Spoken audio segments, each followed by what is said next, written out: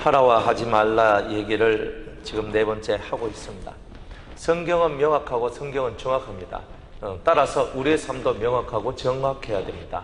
그런데 명확하고 정확해야 되는데 이 반대되는 세력이 마귀의 세력이죠. 그 세력은 우리한테 뭘 주냐면 바벨을 주는 거예요. 바벨이 뭐예요? 혼잡하다, 혼돈하다. 그러니까 우리는 지금 영적으로는 바벨론과 같은 세상에 살고 있는데 이 바벨론과 같은 세상은 곧 혼잡한 세상, 혼돈되는 세상이에요. 아무리 예수님은 당신을 사랑합니다. 뭘 그려? 보이지도 않는 그가 뭐 날 사랑한다 그래. 사람들은 혼잡한 세상 속에서 진짜 신의 사랑이 무엇인지를 알지 못하고 그렇게 살아가는 것입니다. 너무 슬픈 얘기죠. 그래서 주님은 혼잡하고 혼돈된 세상에 빠져있는 우리를 건져내어서 명확한 삶으로 이끌어 가시는데 그게 바로 하나님의 토라, 율법이다. 율법. 그래서 율법이라는 것은 명확한 거다. 그래서 오늘 저와 여러분들이 이 명확함 속으로 들어가기 위해서 이 십계명을 가슴에 품어야 된다는 거죠. 그래서 지난주에 네 부모를 공경하라 그랬습니다. 한 주 동안 실천하셨습니까? 열심히 실천해야 됩니다. 부모가 있는 사람은 부모님께 엎드리는 훈련을 해야 됩니다. 부모님이 뭐라고 하는데 왜요? 하면 안 되는 거예요. 부모님이 아무리 엉뚱한 소리를, 만약 정말 엉뚱한 소리를 했다 할지라도 이 속에서 혈기가 나오면 안 되고 그 속에서 차분하게 그 부모의 말을 끝까지 다 듣고 그가 하고자 하는 말이 무엇인지를 정확하게 이해하고 난 다음에서야 그 부모에게 그러나 아버지, 그러나 어머니, 혹시 어머니가 말씀하시고 아버지가 말씀하시는 것은 이런 내용이 아닙니까? 항상 피드백 하듯이 그렇게 다가가서 부모의 마음이 자식이 부모한테 대든다는 그런 인상을 주도록 만들면 안 된다는 거예요. 내가 무슨 부모가 무슨 말을 했는데 맨날 내한테 막 거친 황소가 달려오듯이 으르륵 하면서 이렇게 달려오면 부모는요 이 속에서 항상 상함을 갖게 되는 거예요. 그러니까 이 자식들은 항상 부모의 위치로 올라가기 전에 자식의 위치에 있을 때에 부모를 공경하는 것을 배워가야 됩니다. 그래서 나중에 내가 부모가 되었을 때 자식이 그런 나를 쳐다보면서 공경하게 되고 또 그 자식이 커서 부모가 되면 또 그 자식이 공경하고 이렇게 해서 이 가정이 에덴과 같은 가정이 되기를 원하는 것이 하나님의 뜻이다. 그래서 부모를 공경하라는 말은 부모와 자식 사이의 얘기를 하는 거예요. 그래서 부모하고 자식 사이에 어떤 얘기가 오고 가야 하겠어요? 부모하고 자식 사이 속에서 진리적인 얘기, 은혜적인 얘기, 그런 얘기가 이렇게 만들어져야 되는 거예요. 사람들이 은혜를 받으면 은혜의 얘기를 해요. 목사님, 어젯밤에 제가 주님을 만났습니다. 주님께서 저한테 이런 말씀을 들려줬습니다. 목사님, 제가 어젯밤에 주님께서 저에게 큰 은혜를 주셨습니다. 제가 어제 천국 갔다 왔습니다. 뭐 이런 얘기하고 그죠? 뭐 꿈 같은 얘기, 그죠? 꿈 같은 얘기. 근데 실제로 이런 일이 벌어지고 있는 거예요, 지금. 실제로 사람들이 은혜를 받으니까 제가 연결을 갔다 왔습니다. 자기가 어떤 이렇게 몸속에 있는 영이 탁 빠져나와가지고 바깥으로 샥 가는데 어떤 뭐 짐승이 있고 물고기들이 막 하나님을 찬양하고 막 짐승들이 하나님 막 찬양하는 그런 것들 막 본대요. 그럼 우리는 그냥 말로만 들었던 그것, 말로만 들었던 에덴 동산인가? 우리는 그런 것들, 그런 얘기를 잘 못하죠. 또 여러분들이 어떤 것을 깨달았습니까? 하나님의 진리의 말씀을 탁 듣고 깨달았습니다. 깨달으니까 하나님, 제가 이렇게 생각을 했는데 그게 잘못되었고 이런 삶을 사는 것이 옳은 것이군요. 매일매일 신앙생활이 은혜로운 말로, 감사의 말로, 생명의 말로 그 가정의 언어가 만들어져 가는 거예요. 그게 부모하고 자식 속에서. 아비들은 꿈을 꿀 것이고 자녀들은 예언을 하는 거예요. 청년들은 환상 보는 거예요. 그러면서 내 어젯밤에 이 꿈 꿨대. 그러니까 아버지, 어머니, 저 어젯밤에 저 이런 환상 봤습니다. 또 하니까 또 막 그제 애들이 막 나와가지고 아버지, 어젯밤에 주님이 저한테 이런 예언을 주셨습니다.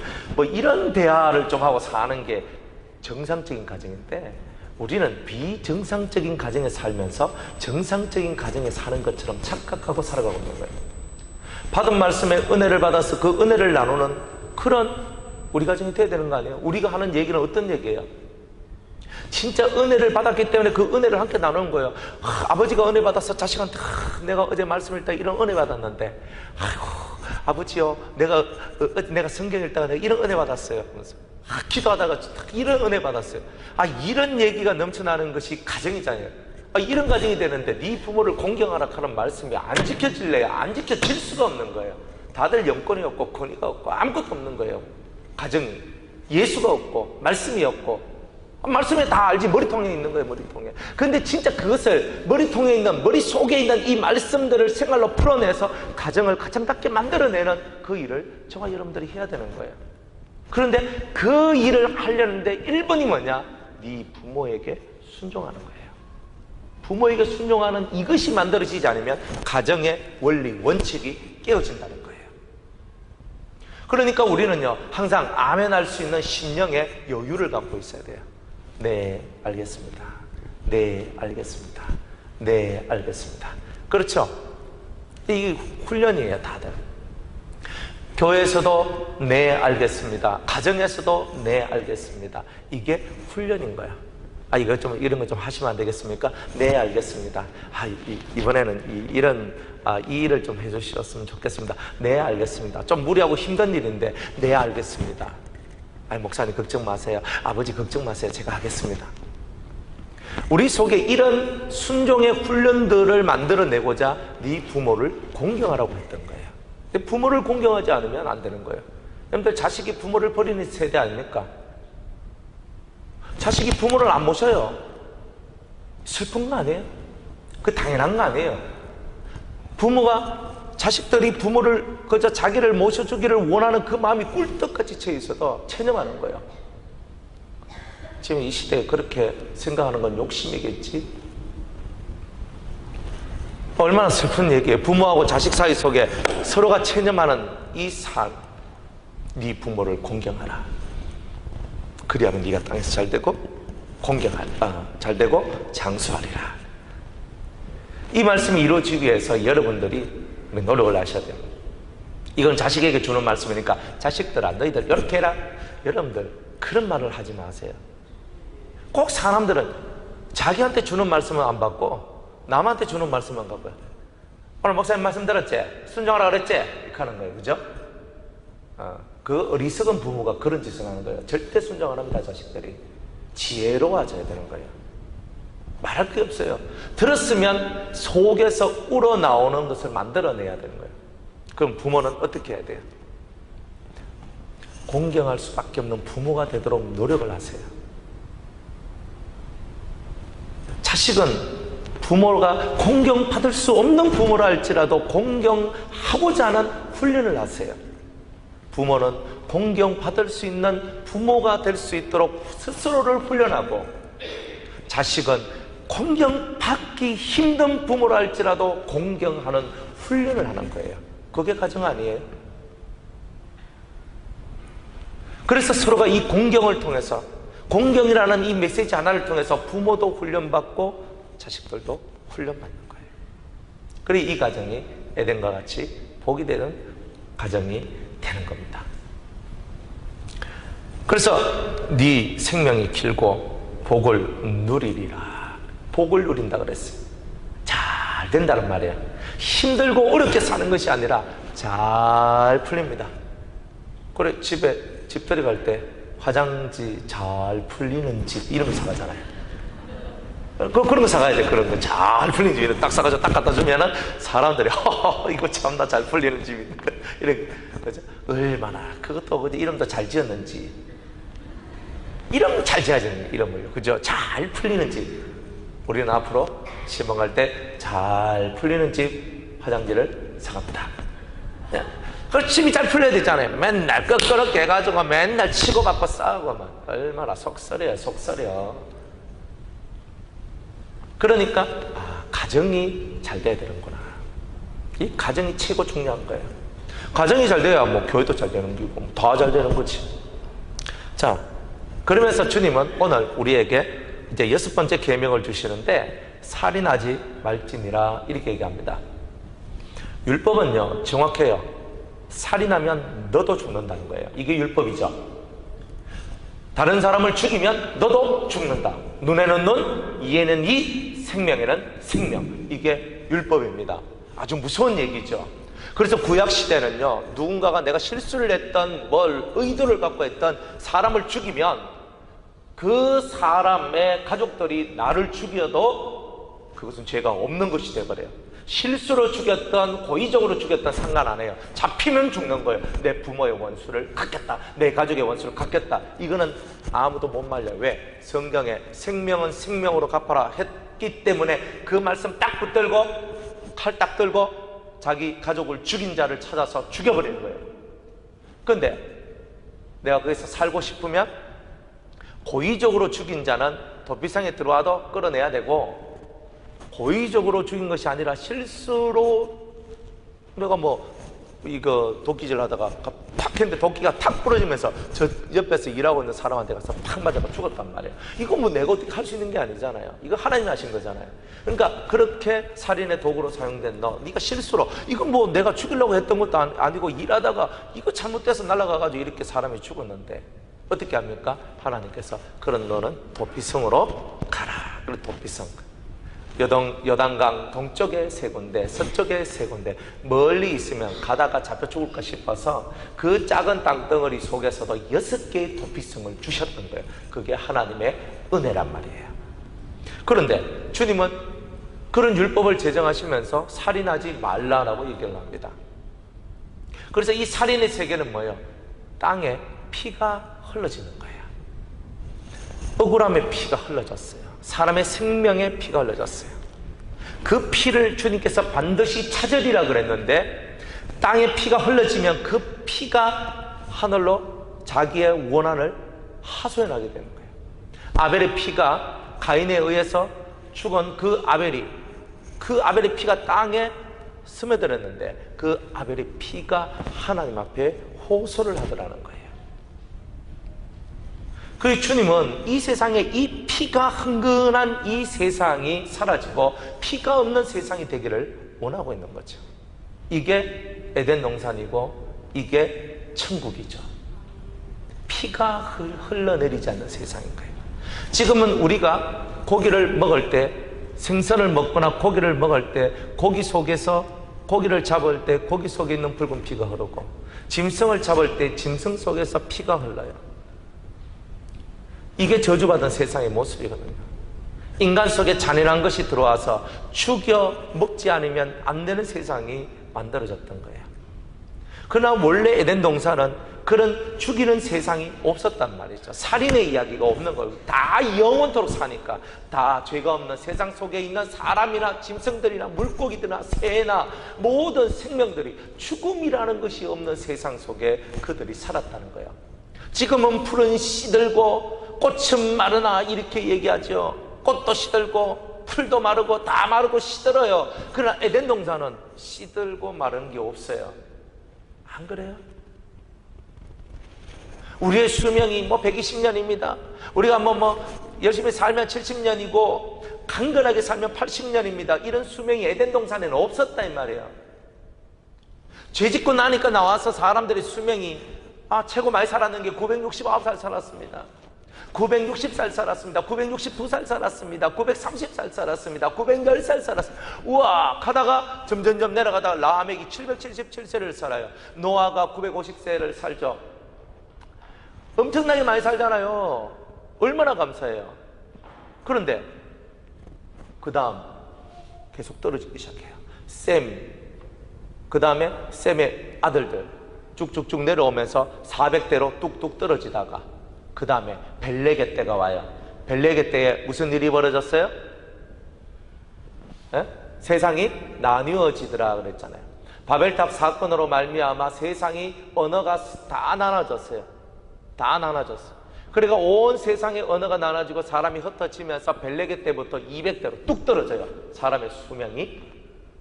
죄가 넘쳐나고 넘쳐나면 우리의 수명도 줄어든다는 거예요. 요즘에 80살, 90살 살아도요, 정신없이 살잖아요. 치매 안 걸리고 사는 사람이 어디 있고, 그죠? 제정신 갖고, 맑은 정신 갖고 사는 사람이 어디 있습니까? 없단 말이에요.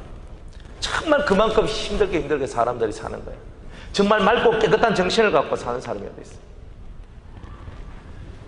그리고 이 세상이 땅에 피가 흥건하게 묻어지니까 세상의 수명이 짧아지게 되는 거예요. 사람의 수명도 짧아지게 되는 거예요. 혈기를 많이 버려요. 뒷골 땡기고 머리에 핏줄 서고 나중에 머리가 뻥 터지고, 그리고 혈기 부리면 당연히 머리가 터지는 거예요. 그러니까 우리는 항상 혈기 부리지 말고 항상 마음의 여유를 갖고 그래 살아가면 머리 터질 일은 별로 없어요. 성질 잘 부리고 화 잘 내고 이런 사람일수록 고혈압, 그 다음에 뭐 뇌졸중 뭐 이런 것들 잘 걸리는 거예요. 맨날 소가리하고 이 속에 있는 것을 풀어내지 못한 사람은 맨날 화병 걸리잖아요. 이 속에 심장이 맨날 벙벙벙 그렇게 사는 거예요. 얼마나 슬퍼요. 하나님의 동산 에덴 동산과 천국은 그런 것이 없는데, 살인이 없는 세상을 너희들이 만들라 하는 주님의 계시입니다.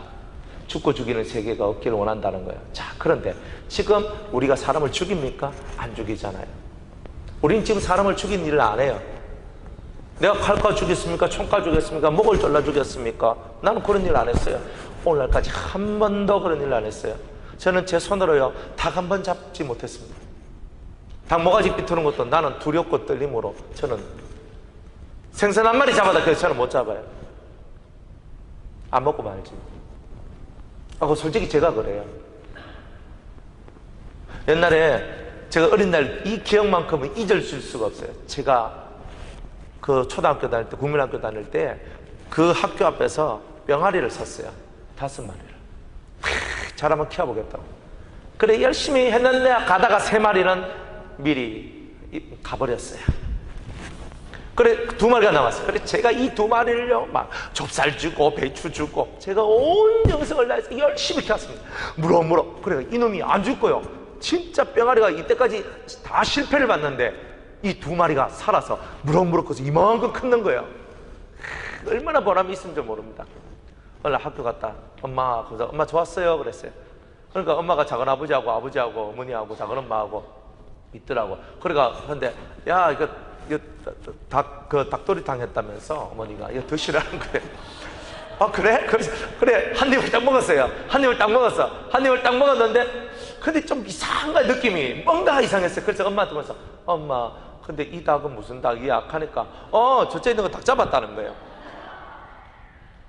먹다가 뭐액 하면서 이걸 그냥 막 뱉어내고 제가 그걸 못 먹었어요.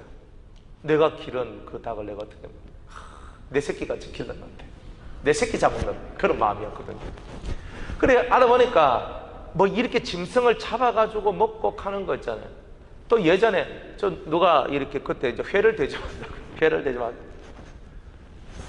이게 중간에 회 떠가지고 살아있는 그놈 회 떠가지고 고위에 그대로 살찜 올려놓고 눈은 껍벅거리고 입은 하고 있는 그 물고기 그걸 쳐다보면서 먹으라는 거예요. 그걸.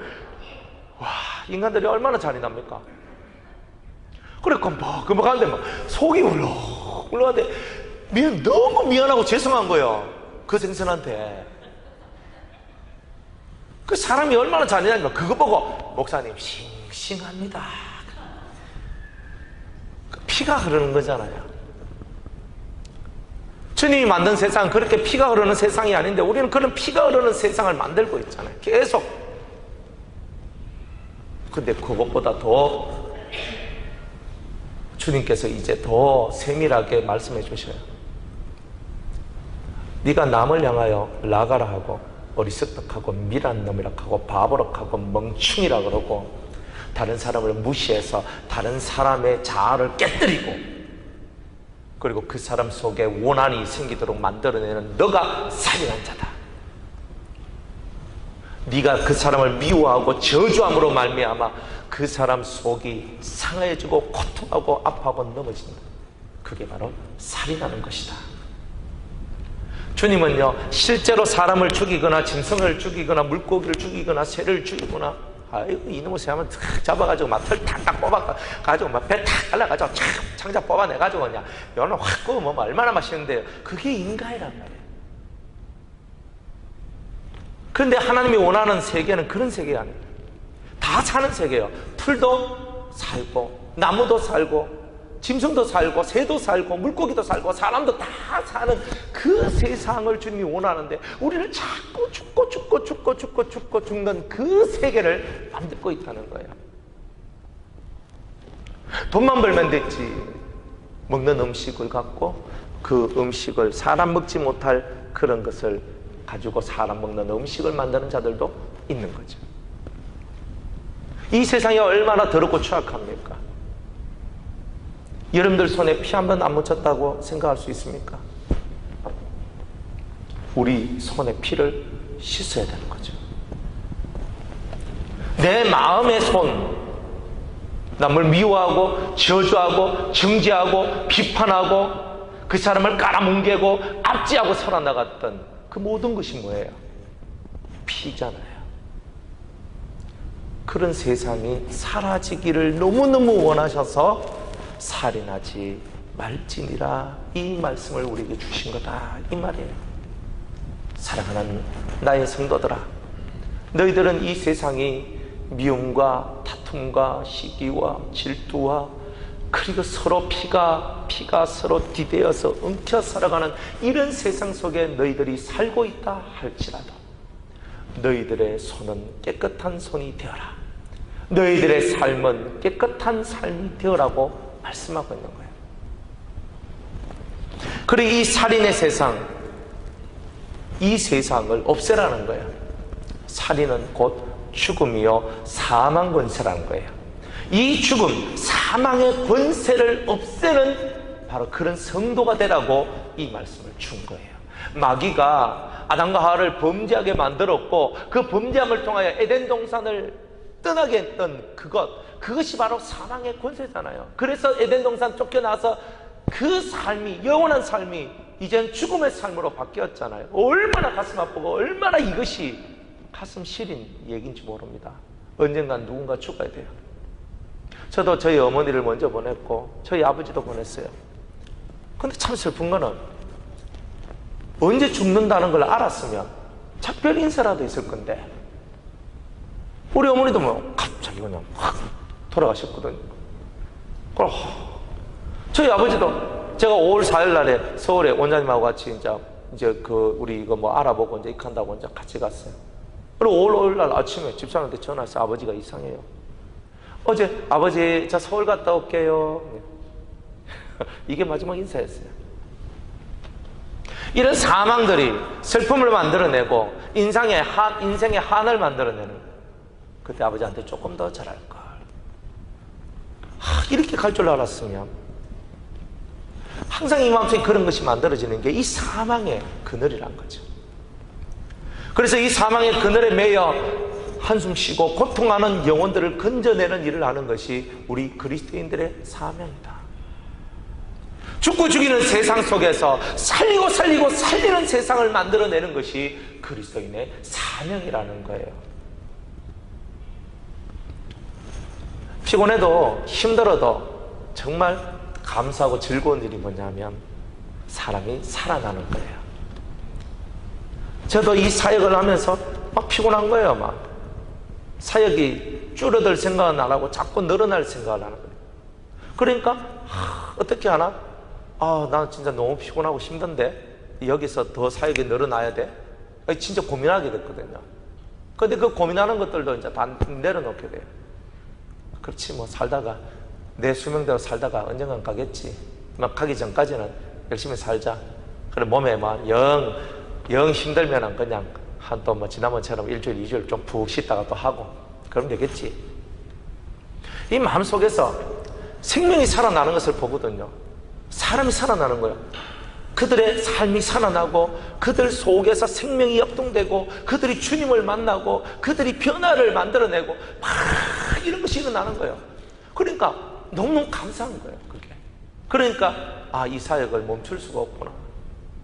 멈출 수가 없구나. 그래 감사한 거예요. 이 우리가 멈출 수 없는 이유는 어떤 일을 하더라도 주의 일을 하면서 멈출 수 없는 이유는 딱 하나밖에 없어요. 내가 하는 이 일을 통하여, 우리가 하는 이 일을 통하여 사람이 살아나고 있다는 것. 여러분들 사람을 살린다는 것은요 숨쉬기 못하는 이 얘기가 아니잖아요. 정말 그들의 삶이 살아나는 거예요. 그들의 생각과 그들의 삶의 모든 것들이 다시 소생되어지는 역사가 일어나는 거예요. 그게 사는 거거든요. 그래서 저는 간정을 받아요. 여러분이 살아나면 저한테 간정하세요, 이런 말은 저는 한 번도 한 적이 없어요. 그분들이 속에 복받쳐가지고 저한테 문자를 보내고 연락을 해요. 목사님 어찌고 저찌고 살아났다고 너무 감사하다고.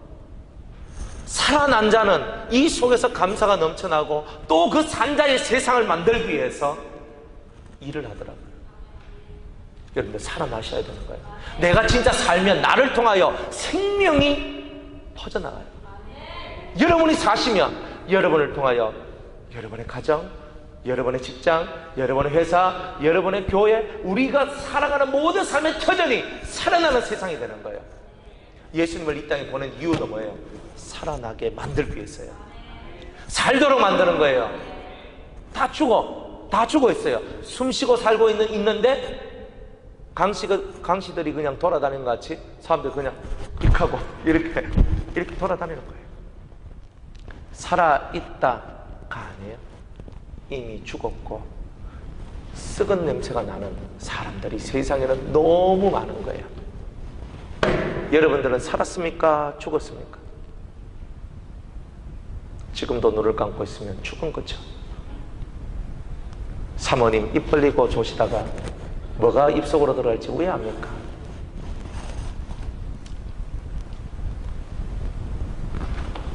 여러분들은 살기 위해 일하십니까? 먹고 살기 위해가 아니라 영원히 살기 위해서. 주님은 이 죽음의 세상을 생명의 세상으로 바꿔내기 위해서 그리스도를 그 사망의 밥으로 줘버렸어요. 내 아들 먹고 다시는 사망아 왕노릇하지 마라. 그런데 하나님께서 예수님을 사망 권세 아래 집어넣었던 예수 그리스도를 다시 부활시킵니다. 내가 너한테 값으로 줬지? 값을 받고 그 피를 받고 우리가 이 땅에 생했던 모든 피 흘림에 대한 대가를 예수의 피 하나로 씻어내시고 그를 다시 살리심으로 이제는 영원히 죽지 아니하는 세상을 예수님께서 만드셨던 거예요. 이 생명의 나라를 만들기 위해서 살인하지 말지니라 이렇게 얘기했던 거예요. 그러니까 그 주님의 마음을 알면은 이제 개미 하나 뭐 하나 이것들이 죽는 것에 대해서도 우리는 생각을 하는 거예요. 생각을 하게 됩니다. 하나님이 원하시는 생명의 나라를 위하여 내가 무엇을 할 수 있을까? 자연보호합시다 이 말 할 거 없어요. 성도들은 자연스럽게 자연보호가 돼요. 모든 생명체들이 살기 위하여는 자연을 보호해야 된다. 당연히 살기 위해서는. 안 그래요? 길 가다가 고양이가 들어와, 그죠? 하이에나가 제일 먼저 들어왔죠. 시커먼 고양이, 알록달록한 시커먼 고양이 하나가 딱 들어와서 저거 집인 줄 알고 항상 부엌에서, 그죠? 우리 들어간 식당 건물 옆에서 야옹야옹 하고. 근데 그 애한테 이제 밥을 주다 보니까 이 집이 저거 집인 줄 알고 지가 여기서 왕노릇 하고 있는 거예요. 그러면서 지 친구들 한 고양이, 두 고양이 데리고 와가지고 야 우리 집인데 야 인심 좋더라. 야 엄마 뭐 많이 준대. 한 놈씩 데리고 오다 뭐 해가지고 막 아까지 놓고 해가지고 인심이 너무 좋아가지고 막. 근데 우리 수도원과 교회는요 생육하고 번성하는데 고양이도 번성합니다.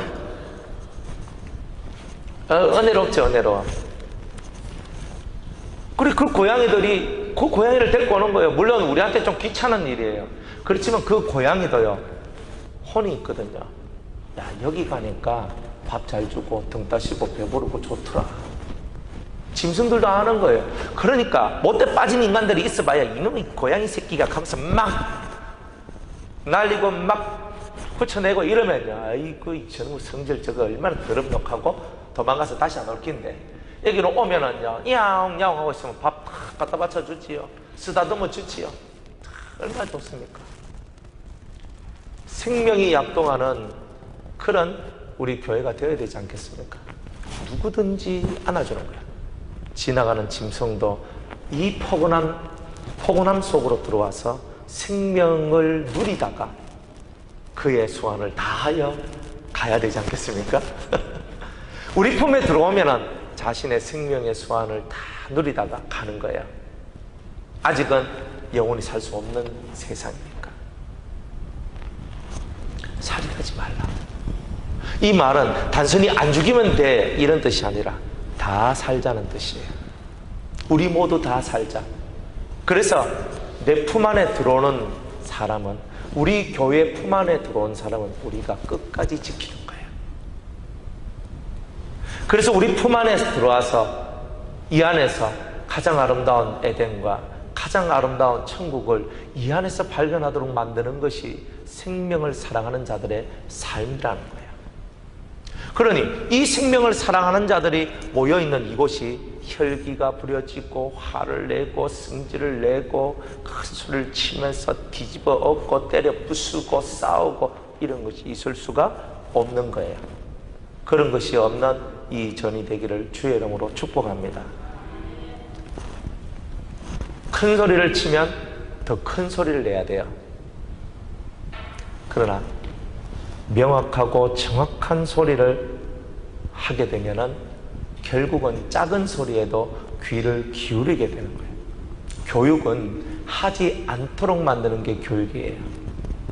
큰 소리가 교육이라고 생각하지 마세요. 큰 소리든 작은 소리든 필요하면 써야 되지만 처음부터 커버리면 나중에는 마이크 잡고 해야 됩니다.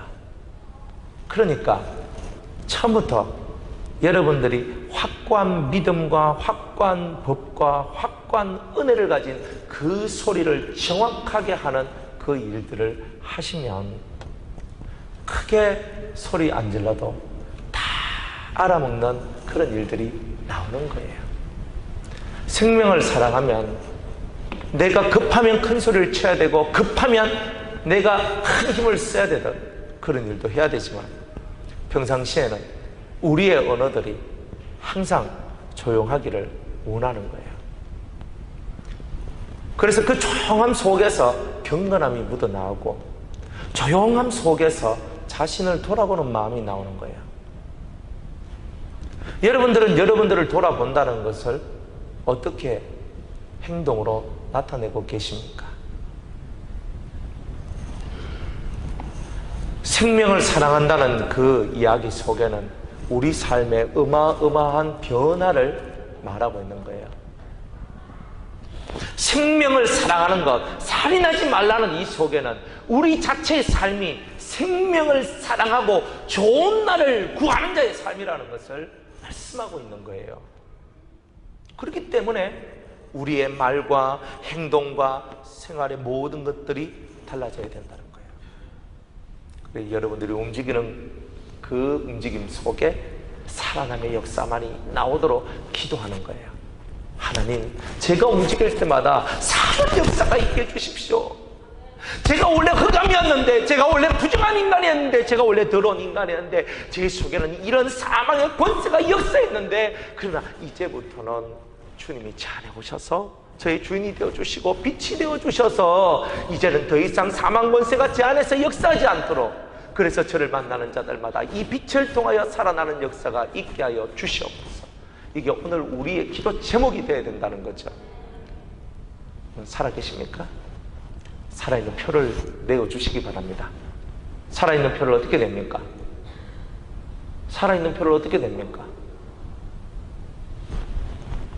살아있는 표, 여러분이 살아있다는 것을 어떻게? 살아있다는 것은 첫 번째, 움직임이 있다는 거죠. 여러분이 살아있다는 것은 움직임이 있다는 거예요. 어떤 움직임? 몸뚱아리 움직임이 아니라 영의 움직임이 있다는 거예요. 영의 움직임이 있다는 거예요. 이 영은요, 움직여요. 영은 움직여요. 여러분의 영이 움직여야 된다는 거예요. 꿈을 꾸는 것도 움직이는 거고, 환상을 보는 것도 움직이는 거고, 예언을 하는 것도 움직이는 거고, 여러분들 속에서 찬양이 흘러나오는 것도, 여러분들 속에서 어떤 하나님의 응답이 내려오는 것도, 레마의 말씀이 내려오는 것도 다 영적인 움직임이라는 거예요. 이런 움직임이 없는데 내가 죽은 거지 산 겁니까? 그건 살인하지 마라. 이제 우리 마음을요 싹 낮춰야 돼요. 내 말 한마디에 사람이 죽을 수 있구나. 내 눈빛 하나에 사람이 죽을 수도 있구나. 내가 이럴 때는 어떤 말을 해야 되고 이럴 때는 어떤 행동을 해야 될까. 이거 정확하게 가지지 않으면 사람 여러 자 묶어도 그냥 입수 닦고 끝날 사람들. 옛날에 전설의 고향 보니까 구미호가 그죠? 닭 잡아먹고 간 빼먹고 막 이렇게 하잖아요. 그래, 구미호가 사람이 되려면 100개의 간을 1000개의 간을 먹어야 되는데 다 먹고 입수 닦고 요상하게 사람처럼 지내는 거죠. 그 얘기하고 우리 속 얘기하고 다를 거 뭐 있어요? 다 똑같이 뭐. 살인하지 맙시다. 살인하지 않는다는 이 의미를 제대로만 깨달으면 여러분들 손에 피가 없어요. 피가 없으면 기도하는 것마다 응답되는 역사가 나올 겁니다. 두 번째, 간음하지도 말지니라 그랬어요. 간음은 부정한 세상을 만들어내는 거예요. 부정한 세상. 그럼 간음이 몰라요. 살인을 낳죠, 질투를 낳죠, 시기를 낳죠, 미움을 낳죠. 맞죠? 이 모든 것이 다 그런 거예요. 살인도 다 마찬가지고 간음도 마찬가지. 뭘 만들어내요? 죄의 세상을 만들어내고 파괴하는 것을 다 파괴시키는 거예요. 간음하면 뭐가 돼요? 가정이 파괴돼. 내 삶이 파괴돼. 내 모든 것이 파괴돼. 파괴. 그러니까 마귀는 우리 보고 자꾸 이 파괴의 세상 속으로 들어가라 그럽니다. 그러면 이 여자 만났다가 뭐 별 그거 없으면 딱 갈아치 아프고 다른 여자 탁. 이 남자 왜? 이 남자 별 그거 없다. 그러면서 다른 남자 탁 갈아치 아프고. 그러면서 아이고 내 이 남자가 살아가지고 속이 답답하네. 아직 이혼도 안 했는 상태인데도 가가지고 뭐 지 맘대로 막 살고. 이 가늠하는 이 세상이 가정만 파괴시키는 거예요? 맞죠? 가정이 파괴되니까 집에 있는 식구들의 정신, 삶 모든 것이 다 파괴되죠. 마귀가 원하는 건 뭐예요? 너희 정신이 파괴되고 너희 삶이 파괴되어서 내 종이 되라. 마귀의 말씀입니다. 마귀께서 가라사대 너희들이 간음을 매일매일 하고 아주 열심히 하여서 너희들이 내 일을 열심히 하여 나의 종이 되거라. 이렇게 얘기하는 거죠. 그러니까 그런데 하면서 사람들은 다 마귀의 백성이니까 마귀와 같이 마귀의 일을 하고 그러다가 마귀처럼 음부에다가 무저갱에 들어갈 수밖에 없는 그런 인생이 되는 거 아니겠어요? 간음하지 말라. 근데 내 몸뚱아리만 간음하는 거예요? 내 영혼도 간음하는 거죠. 생각 속에서 간음을 하는 거죠. 말 속에서 간음이 나오는 거죠. 행동 속에서 간음이 나오는 거죠. 진정한 간음은 사람에 대한 것이 아니에요. 사람에 대하여 간음하던 사람도 주님을 만나면 다시 돌이켜 깨끗한 사람이 돼요. 그 대표적인 사람이 막달라 마리아와 같은 여자가 7 귀신 들린 여자고 그 몸을 팔고 그 몸을 굴려가면서 살았던 그 여자였는데 그 여자도 예수님을 만나고 난 다음에 그 인생이 거룩한 인생으로 바뀌었다는 거예요. 예수님이 제일 사랑했던, 이 땅에서 제일 사랑했던 여인, 여자로서 사랑했단 말이 아니라 모든 제자 성도들 중에서 제일 사랑했던 사람이 막달라 마리아라는 뜻이에요. 인간적으로 보면 더러운 여자, 인간적으로 보면 저 더러운 여자라고 말할 수밖에 없는데 예수님은 내가 너를 깨끗게 하였노라 그러시는 거예요. 너를 변질되고 너를 그렇게 허랑방탕하고 너를 그렇게 고통 속에 파괴로 만들었던 그 모든 마귀 7 귀신들을 내가 너의 삶 속에서 다 뽑아내었다. 이제부터 너는 7 귀신이 떠났으니 7 성령의 능력을 통하여 너는 이제부터 빛이 되고 생명이 되거라. 파괴된 사람들의 영혼을 위로해주고 만져주어서 너처럼 고통당했던 수많은 영혼들을 구원하는 구원자가 되라고 그 여인에게 그렇게 주님이 찾아와 주셨던 거죠. 마귀가 만들어내는 건 다른 거 없어요. 다 파괴시키는 거예요. 다 파괴시키는 거예요. 내 삶을 파괴시키는 거예요. 내 것, 네 것 구별 못하고 살아가는 모든 것이 다 파괴. 그 대가는 잔혹한 거예요. 그 대가는 잔혹한 거예요. 그 잔혹한 대가를 우리는 받으면서 사는 거예요.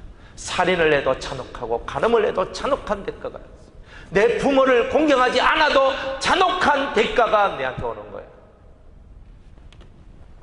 도둑질하지 말라. 남의 거 안 훔쳤어요? 도둑질의 1번이 마귀입니다. 사탄이죠.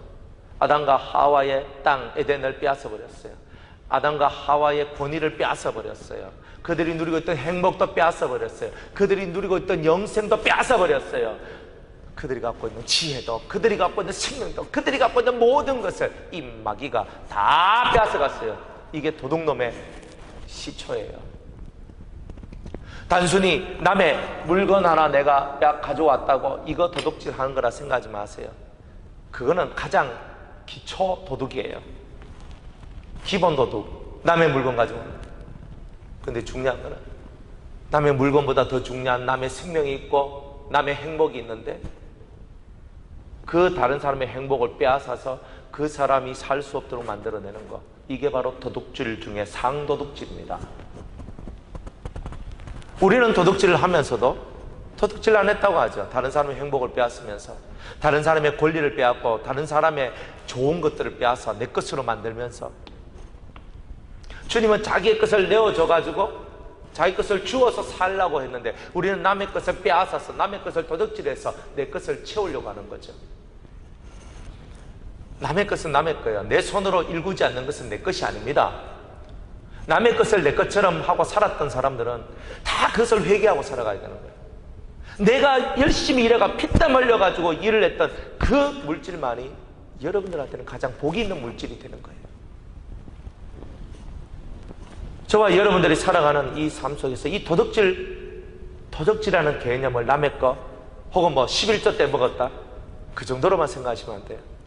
11조보다 더 중요한 의와 인과 신을 버렸다면 이미 우리는 하나님의 것을 도둑질한 자예요. 의와 인과 신을 도둑질해서 내팽개쳤다 이 말이에요. 우리가 도둑질을 한 것이 한두 개였습니까? 11조 안 된다고 11조 안 된다고 11조 안 되니까 물질의 도둑놈이 되어버렸죠. 그렇지만 그거 외에도 우리들이 인생을 살면서 얼마나 많은 것을 도둑질했는지 모릅니다.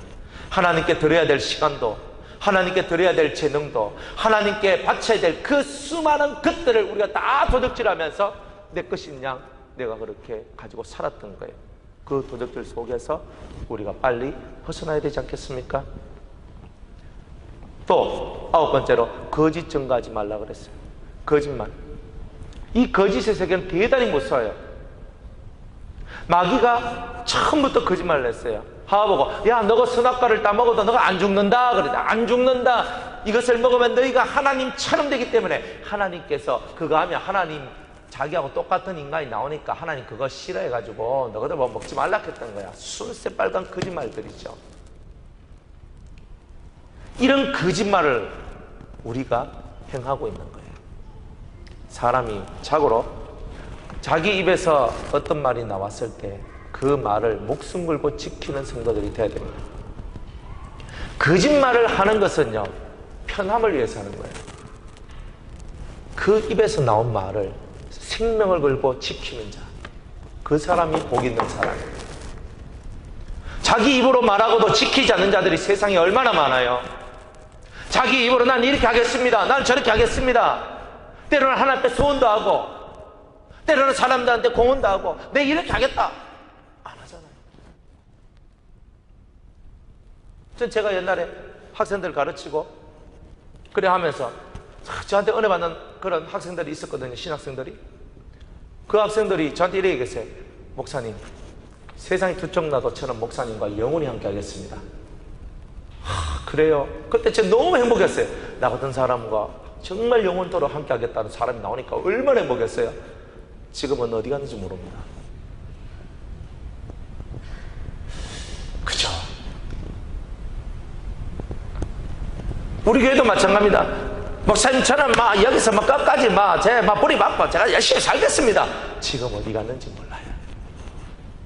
입만 살아가지고 입으로 다 해결하려고 그래요. 삶으로, 몸으로, 행함으로 보여줘야 되는데 그게 없는 거잖아요. 목사님 저 일하겠습니다. 저 일하겠습니다. 말할 거 없어요. 행동으로 보여주면 되는 거예요. 목사님 오늘부터 제가 기도 열심히 하겠습니다. 이때까지 못했던 기도 다 하겠습니다. 할 거 없어요. 괜찮아요. 그런 걸 절대 하지 마세요. 이때까지 못했던 기도 하려고 하면 지금부터 죽을 때까지 기도만 해도 모자라는데, 그냥 지금 목사님 저 이때까지 성경 너무 안 읽어서 그런데 제가 하루에 50장씩 성경을 읽겠습니다. 그래 하지 마요. 며칠 못 가다가 40장 읽고 30장 읽고 20장 읽고 10장 읽고 1장 읽고 한 절 읽다가 땡 하고 끝나버립니다. 그냥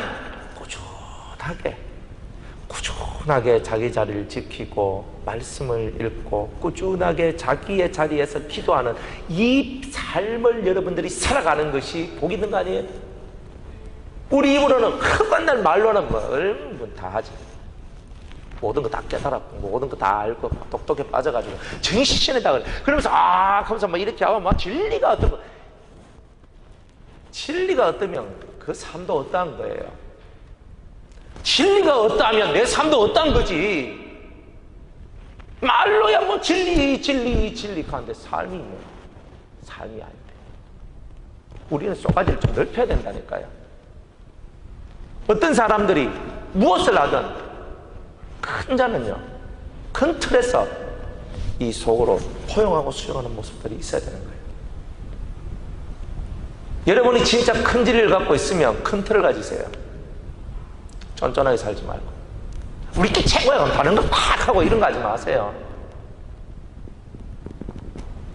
크기 때문에 내가 가지고 있는 것이 크고 넓으면 사람들도 그렇구나, 그분들이 곳까지 이르렀구나 하면서 그렇네, 이 사람도 하나님의 사람이구나, 그러나 아직은 요 정도밖에 못 왔구나, 좀 더 가게 어떻게 만들어 줄까, 이렇게 생각하는 게 큰 자의 모습이에요. 우리 진리는 가장 멋지고 우리 진리는 가장 괜찮고 우리 진리는 진리가 크다고 내가 큰 게 아니죠. 진리는 원래 큰 거예요. 그것을 이루어가는 우리가 제대로 돼야 돼요. 거짓의 세상 속에 사는 사람들은 다 그렇게 사는 거예요. 하나님이 원하는 것은 네 동포를 원망하지 말고 네 이웃을 네 몸과 같이 사랑하고 그렇게 살라고 그러잖아요. 한 성령을 받고 한 성경을 들고 살아나가는 사람들끼리도 내가 더 잘났니 네가 더 잘났니 하면서 살아가는, 이게 바로 선악과를 따먹으면 네가 하나님처럼 되어, 다 하나님 다 되는 거예요. 다 판단자가 다 되고. 안 그렇습니까? 내가 다 하나님이 되고 내가 판단자가 돼, 내가 선악과 다 먹고 내가 이건 선이야 이건 악이야 하면서 다 갈라내고 자기가 하나님 하지. 그러면 예수 믿는 사람이 예수 믿는 사람답게 살아가는 법을 깨닫지 못하는 거예요. 아직도 가슴을 키워요. 저 큰데요. 키워보세요. 그리고 내가 높이 올라가면 높이 올라갈수록 낮은 자의 심정을 이해할 줄 알아야 돼요. 내가 높이 올라갔다 당신 그것밖에 못하나 이렇게 말하면 안 되는 거예요. 나는 이렇게 하는데 왜 니는 이것밖에 못하나 그렇게 얘기해도 안 되는 거예요. 걷지 못하는 자가 있으면 뒤에서 밀어줘야 돼요. 때로는 두 다리가 시원찮으면 내가 업고 가기도 해야 돼요. 그리스도가 우리에게 주신 생명의 사랑은 그런 거예요. 그러나 거짓된 진리는 우리로 하여금 사랑하지 못하게 만드는 거예요. 진정으로 우리가 사랑한다면 눈물을 뿌리고 기도하고 업고 안고 땡겨주고 화장 끼고 가고 그렇게 사는 것이 진짜 진리의 모습 아니겠는가? 우리는 정죄하기가 너무 급한 거예요. 저 사람 어떻고 저 사람 어떻고 저 사람 어떻고 그게 뭐가 그리 중요해요. 그 사람들이 어디에 이르렀든지 간에 주님은 이르른 그만큼 그 사람을 받아주신다는 거예요. 주님은 그렇게 크게 해가지고 그들을 자기 품으로 안아주는데 우리들은 계속적으로 정죄하고 비판하고 판단하는 이 거짓의 세상 속에 들어와 있는 거란 말이에요. 우리가 몰라서 기도 안 하겠어요? 우리가 몰라서 성경 안 읽겠어요? 몰라서 예배 안 드리겠어요? 다 저마다 이 속에 소가리가 있어요. 그 소가리를 보면서 가슴 아파하고 울어줄 수 있는 그 사람이 거짓의 세상에서 빠져나올 수 있는 거예요. 저도 왜 안 오? 왜 안 오? 그렇죠. 우리의 힘으로는 못하는 건 너무 많아요. 진리신 하나님을 붙들고 진리의 영이 내게 임하듯이 내 사랑하는 나의 남편에게도 아내에게도 자식에게도 부모에게도 형제에게도 자매에게도 임하게 해달라고 기도하며 그 날을 기다리는 거예요. 묵묵히 앞서가지 말고 나도 잘 못하는데 그래요. 마음을 좀 낮춰요. 거짓의 세상은요 우리를 붕 뜨게 만들어줘요. 중심을 딱 잡고 가야 되는데 붕 떠가지고 올바른 길을 못 가도록 만드는 거예요. 그러니까 우리가 이런 거짓된 세상 속에서 빨리 빠져나와야 돼요. 마귀의 세치혀는 빠르고 마귀의 세치에는 우리의 마음을 넘어뜨리는 거예요. 그게 빠지지 말라는 거예요. 사탕 발림에 빠지지 말고 거짓이 아닌 진리가 여러분을 지배하도록 만들어야 된다는 거예요. 마지막으로 내 이웃의 아내를 탐내지도 말라. 탐내지 마라. 내 이웃의 아내를 탐내지 말고 집도 탐내지 말고 남종이나 여종이나 소나 낙이나 물어 내 이웃의 소유를 탐내지 마라. 그 어떤 것이든 탐내지 마라. 내게 주신 것을 감사히 여기고 작아도 내 거니까 감사하죠. 내게 주신 거니까 작지만 감사하잖아요. 안 그래요? 저도 우리 이제 얼마 전에 신방하면서 이제 집집마다 돌잖아요. 집집마다 돌잖아요. 그래 집집에 가보면 참 이렇게 은혜롭고 좋아요. 그래서 뭐 작은 집도 있고 큰 집도 있고 그래요. 아, 또 이 집은 또 이렇게 사는구나. 저 집은 저렇게 사는구나. 이렇게 하는데 신방 갔다 오면 이제 작살나는 게 있어요. 뭐가 작살나느냐면 마음속에서 우리 집은 콧구멍만한데 저 집은 대걸만하구나. 부터 시작해요. 저 집 가니까 이런 것도 있고 저런 것도 있던데 남의 집에 가가지고 보고 오는 거라고는 그런 것밖에 없다면 우리는 아직 너무나 먼 거예요. 눈에 보이는 것은 다 가짜예요. 눈을 감고 마음으로 사람의 영혼을 쳐다보면 내 속에 탐심이 일어나야 될 이유가 전혀 없어요. 처음부터 나는 내 것이 아무것도 없었기 때문입니다. 육체도 아버지와 어머니가 주셨고 영은 하나님이 주셨어요. 옷도 부모님이 주셨고 어릴 때 먹거리도 다 그러니까 내 하나가 구성되기 위하여 만들어진 모든 것 중에 진짜 내 스스로 만들어낸 것은 하나도 없었던 거예요. 내 존재 자체가 하나님과 부모님을 통해서 나왔어요. 내 것은 없는 거예요. 그런 우리니까 내 소유를 얻기 위해서 노력할 이유가 없다는 거예요.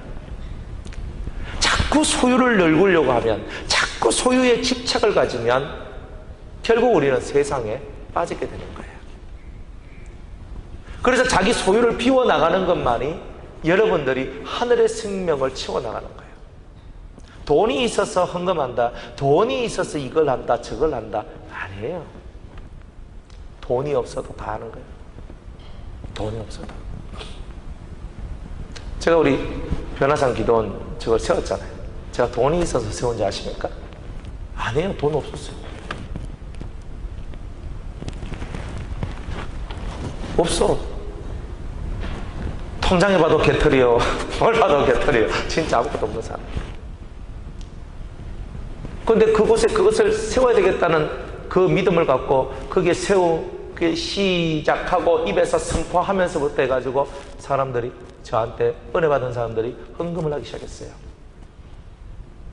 최고 많이 한 사람 500만 원, 200만 원, 150만 원, 100만 원, 제일 적은 7,000원까지.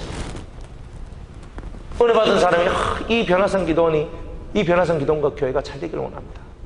자기 것을 내놓는 거예요. 그래가 거기 세워졌어요. 초기 들어간 게 2천만 원인데 제가 무슨 돈이 있어요? 하나님 앞에 소유를 비우고 마음을 비우고 오직 주를 바라보며 나아가면 필요한 모든 것은 하나님이 채워주십니다. 여러분들 마음속에 소유에 대한 욕망을 가지면 더 큰 소유를 얻을 수 없어요. 그러나 세상에 대한 소유를 비우면 그리스도라는 분을, 그리스도를 나의 소유로 만들 수가 있습니다. 그러니까 자꾸 그 소유에 이거 예쁘네 이거 하지 말고, 이거 아무것도 아니라니까 이거는. 그죠? 좋은 옷, 좋은 목걸이, 뭐 좋은 팔찌, 좋은 시계, 뭐 좋은 거 덕지덕지 붙여봐야 그거 아무것도 아니라는 거예요. 나는 이 땅의 보석이 아니라 하늘의 보석을 얻어야 되겠다. 하늘에 담이 없는 보석을, 나는 보물을 가지고 있어야 되겠다. 그런 믿음을 갖고 사는 사람만이 이 세상의 모든 것으로부터 비워질 수 있는 거예요. 그래야 마음이 가벼워요. 마음이 가벼우니까 무엇이든지 할 수 있는 사람이 되는 겁니다.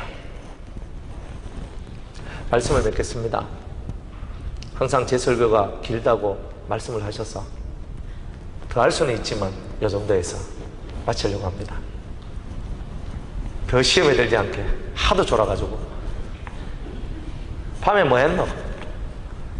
밤에 뭐 했습니까 이 밤에? 예?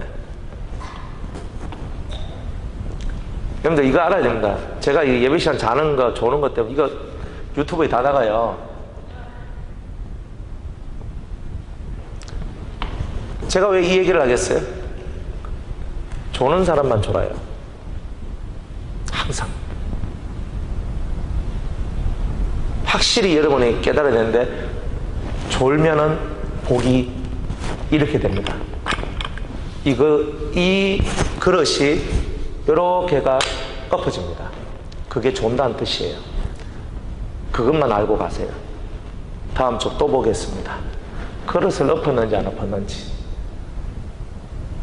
이 말은, 그릇을 엎었단 말은 하나님의 은혜가 여러분들하고는 상관없다 이런 뜻입니다. 저라도 상관없고 뭐 해도 상관없어요. 그러나 하나님이 제게 이 유성교를 맡겨주셨으면 제 목표는 저는 사람 한 명도 없는 그 예배를 저는 기다리고 있습니다.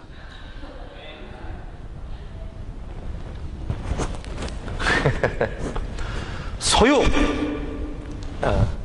이 손에 잡으려 하지 마요. 잡으려고 하면, 자식도 잡으려 하면 튕겨나가고요. 마누라도 잡으려고 하면 튕겨나가요. 남편도 잡으려고 하면 다 튕겨나가고요. 내가 더 갖고 싶으려고 잡아도 다 튕겨나가요. 가끔 한 번씩 잡혀져요. 잡혀 왁 하는데 갑자기 탁 왁 하는데 갑자기 손에 보니까 없어요. 날아가 버렸네. 그게 소유라는 거예요. 그러니까 그리스도만 소유하면 나머지는 다 내 낀데, 그리스도를 소유 안 하고 가장 위대하신 전능하신 여호와 하나님을 나의 아버지로, 나의 가장 위대한 소유로 만들면 나머지는 다 이루어지는데, 가장 중요한 것은 빼고 나머지는 다 얻으려 하니까 인생이 까부러지는 거예요. 안 되는 거예요. 잘 되기를 원하십니까?